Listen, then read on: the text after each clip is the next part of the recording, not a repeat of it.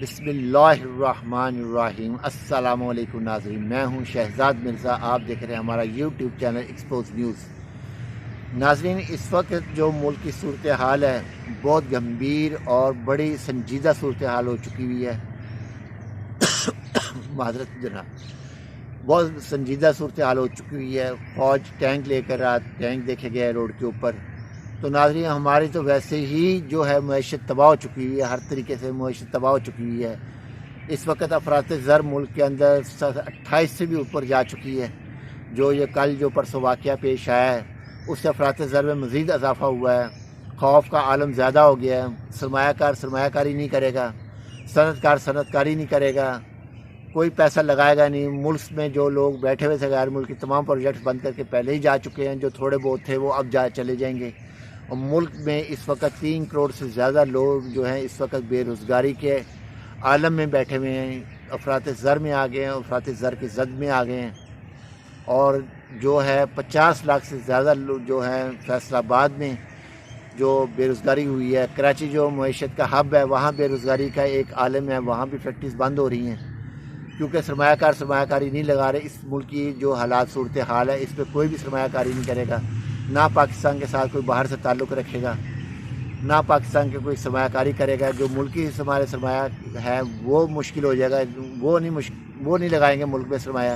اس لیے ملک کا پتہ نہیں اس وقت کیا ہو جائے، آیا کرفیو لگ جائے، آیا مارشل لا لگ جائے، کیونکہ مارشل لا لگ جائے گا تو ملک میں اور مزید بے روزگاری میں اضافہ ہوگا، حالات مزید خراب ہوں گے۔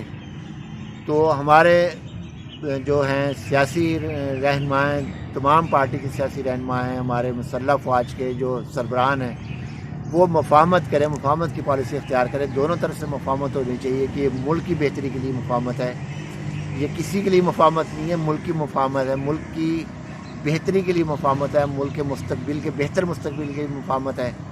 ملک کے بہتر مستقبل کو دیکھتے ہوئے یہ لوگ آپس میں بیٹھیں اور اس کشیدگی کو ختم کریں۔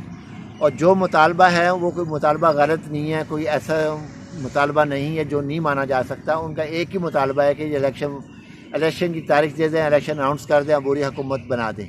یہ کوئی غیر جمہوری وہ نہیں ہے ان کا مطالبہ، نہ کوئی غیر جمہوری حرکت کر رہے ہیں۔ وہ ایک لانگ مارچ لے کر آ رہا ہے جو ہر ایک لیڈر کا ہوتا ہے، جیسے میاں نواز شریف صاحب نے کیا، مریم نواز نے کیا، حمزہ شہباز نے کیا، بلاول زرداری نے کیا، مولانا فضل الرحمان نے کیا، تمام پولیٹیکل پارٹیز نے لے کر آئے لانگ مارچ۔ عمران خان کے ٹائم پہ آپ نے مارچ لے کر آئے ہیں، تو کسی کو نہیں روکا گیا کہ آپ نہیں کرو، کسی پہ کوئی گولی نہیں چلائی، کسی کو کوئی کچھ نہیں کہا گیا، بلکہ ان کو فیسیلیٹیٹ کرنے کے لیے خان صاحب نے کہا کہ ان کو فیسیلیٹیٹ کریں، ان کو جو معاملات ہیں ان کے کر کے دیں، ان کو پریشان نہ کریں، کوئی ان کے گولی کوئی ایسا ان کو تنگ نہ کریں، ان کو آئے ہیں، ان کا جمہوری حق ہے۔ تو اسی طرح ان کو بھی جمہوری حق دینا چاہیے کہ اپنے جمہوری حق پر آئے ہیں تو اپنی جمہوریت کے لیے آئے ہیں اور وہ جمہوری حق ادا کرتے ہوئے آ رہے ہیں۔ وہ لانگ مارچ امن لانگ مارچ لے کے چل رہے ہیں، لاہور سے لے کے وہ ابھی تک وزیر آباد تک ان کا ایک پھول نہیں ٹوٹا، کسی بندے کو پریشانی نہیں ہوئی۔ ایک روڈ پہ چل رہے تھے، دوسرا روڈ کھلا ہوا تھا بالکل،